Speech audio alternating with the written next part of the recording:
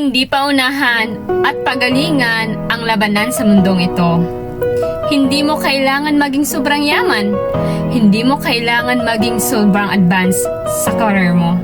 At hindi mo kailangan maging perpekto sa lahat ng aspeto sa buhay mo. Whatever it is that you have and you have right now, ang importante lang naman ay masaya at kontento ka. May bahay ka, may nakakain ka, bayad ang bills mo, nakakagala ka rin pag gusto mo, at marami pang iba. Hindi mo kailangan ma-achieve lahat para maging masaya ka. Contentment is the key.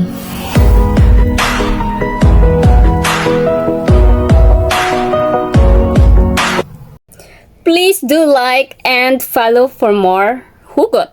Char!